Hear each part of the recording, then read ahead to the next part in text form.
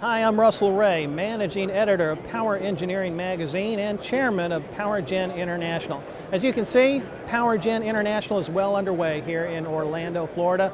We have about 1,400 exhibiting companies this year, and we're expecting more than 21,000 people to walk through the doors here at the Orlando Convention Center. We had a great keynote session this morning, which included 4 keynote speakers. We had Peter Delaney, Chairman, President, and CEO of Oklahoma Gas and Electric. We had David Dunning, Group President of Fluor. Global supply chain is another interesting opportunity, and we have to be smart about how we leverage that. I know at Fluor we spend on average of $20 billion a year. Well, we need good partners in that business to bring those to the owners such that pricing is competitive, quality is high, and to make sure we're not depleting the supply and the sub-supply chain in the process. Amy Erickson, the president of Alstom US, spoke about the uncertainties facing power producers in today's market. Now, it's not like we've seen another dash to gas, but we are certainly seeing a slower and deliberate and long-term march to gas, one that's very good for our country. And Jim Rogers, the chairman of Duke Energy, was recognized as the industry's most influential person.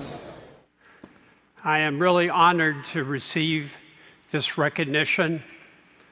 I look back over my career, and when I started, I never dreamed I would get this kind of recognition. This just shows what happens when you hang out for a very long time. And today, and I thought Pete did a wonderful job of framing the challenges we face today, but in the broader context of the utility monopoly, the reality is our distribution monopoly is being challenged. And that's the state of play. The first recipient of PowerGen's Woman of the Year award was announced Monday night. Rhea Prasad, the founder and president of StatWeather, was selected Woman of the Year for providing power producers better tools to predict the weather and manage risk. Prasad will speak Thursday at a luncheon hosted by PowerGen's Women in Power Generation Committee. After Tuesday's keynote session, we sat down with Amy Erickson, the new president of Alstom US. We discussed a wide range of topics, including the role of natural gas and the benefits of more flexible generation. In the U.S., it's all predicated upon the discovery of new resources, which is not insignificant. It is huge. And it is driving a lot of industries, the petrochem industry, LNG industry, and we're going to see some increase in industrial power load, which means some power generation growth. And the most economic solution right now for new power generation is natural gas. To see the entire interview with Amy Erickson, go to our website at www.power-eng.com. Sharon Dotson has been covering the events over at Nuclear Power International. Sharon sat in on the mega session that took place Tuesday. Sharon joins us now with an update. Thanks, Russell. We're standing just outside of the exhibit hall where today started the mega sessions for Nuclear Power International.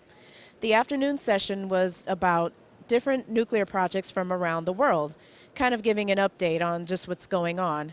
The speakers touched on the different technologies, the different policies, and also how they both affect just all the projects from around the world.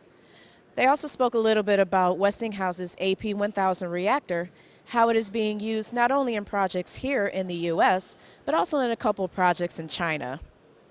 Tomorrow's sessions promise to be just as good, so be sure you're there for the morning session that starts at 9:30, as well as the afternoon session that starts at 1:30. Back to you. Thank you, Sharon. I had a chance to learn more about an exciting new technology developed by Siemens Corporation. The Flex Plant Combined Cycle Power System is now up and running at 2 locations here in the U.S. Omar Rubio of Siemens tells us more about the benefits of the Flex Plant. Omar, thanks for joining us. Thank you. The Flex Plant combined cycle system has been successfully installed at 2 locations. Can you tell us where and how those projects are performing today? Well, both projects are, one in Lodi in California and El Segundo also in California. Both are operating and commercially operating since 2013 for El Segundo and 2012 for Lodi. Both of them are working great. They're load following for renewable technologies. They both have flexible technology. They are part of our Flex Plant family, and they're able to load follow and start fast. So they're operating great. Omar, tell us a little bit more about some of the features of this technology. I understand it uses a lot less gas than conventional units, and I understand that the cooling system is rather unique. Can you tell us a little bit about that? Well, as a Flex Plant El Segundo, it uses an air-cooled heat exchanger. And because it uses an air-cooled heat exchanger, it's a dry plant. It uses very low water consumption, and as part of our flexible technology, our Flex Plant technology, is suitable to integrate with renewables quite easily. That's why, as a combined cycle, it's a more efficient cycle and reduces also startup emissions. It starts fast. It's able to give you power in less than 10 minutes. One of the units will give you 150 megawatts in less than 10 minutes. Because we have 2 units, gives you 300 megawatts in basically less than 10 minutes. On Monday, the editors of Power Engineering and RenewableEnergyWorld.com announced the winners of the Projects of the Year awards. It was a great night of celebration and recognition of some of the industry's greatest power projects. American Electric Power's ultra supercritical John Turt Power Plant in Arkansas was selected the best coal project. Florida Power and Light's combined cycle project at Cape Canaveral received the award for best gas-fired project. FP&L won again for best nuclear project for an expansion of the utility's Turkey Point plant. The best wind power project went to Minnesota Power's Bison Wind Project, and the best solar project was awarded to the companies behind the electrification of 57 remote villages in India. To learn more about these and other winning projects, be sure to pick up the January issue of Power Engineering magazine. Well, that's it for now from PowerGen International. I hope you get a chance to stop by and see all of the amazing innovations on display here in Orlando. We'll be back tomorrow with more coverage of PowerGen International. You can also follow this week's events on Facebook, Twitter, and YouTube. For Power Engineering Magazine, I'm Russell Ray.